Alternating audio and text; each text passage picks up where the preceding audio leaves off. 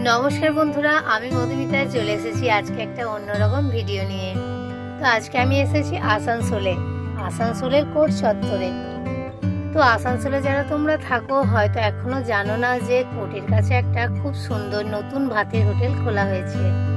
তো হোটেলটির নাম হলো ফুড কোর্ট। আজকে আমি এখানেই এসেছি। এখানকার হোটেলটা কিন্তু খুব সুন্দর, সাজানো গোছানো একটা পরিবেশ।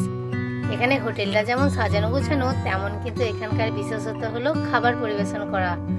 এখানে এনারা সমস্ত খাবার দাবার কিন্তু কাঁসার থালাবাটি গ্লাসে পরিবেশন করেন, যেটা আমার দেখে ভীষণ ভালো লেগেছে। তো এখানে অনেক হোটেলেই দেখেছি, তবে এই কাঁসার থালাবাটি গ্লাসে খাবার পরিবেশন করা কিন্তু দেখা যায় না তেমন ভাবে। তো এই ব্যাপারটা কিন্তু দারুণ আকর্ষণীয় একটা ব্যাপার। তো এখানে তোমরা তো দেখতেই পাচ্ছ যে এখানে আমাকে ওনারা খুব সুন্দর করে গুছিয়ে বাগিয়ে খাবার দাবার পরিবেশন করেছেন। তো এখানে প্রতিদিনের যে খাবারটা থাকে, ভাত, দুটো সবজি, ডাল, চাটনি, স্যালাড, সমস্ত কিন্তু 100 টাকা থালি। এখানে যত খুশি ভাত, যত খুশি সবজি তোমরা নিতে পারো।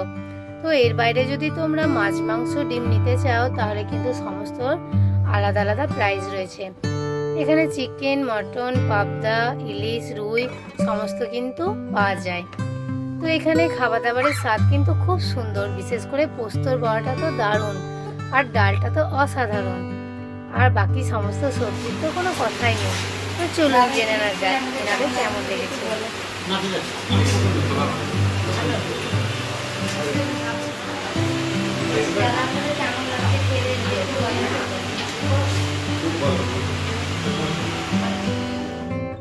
তো এখানে আমি সমস্ত খাবার দাবার খেলাম, আমার ভীষণভাবে ভালো লেগেছে।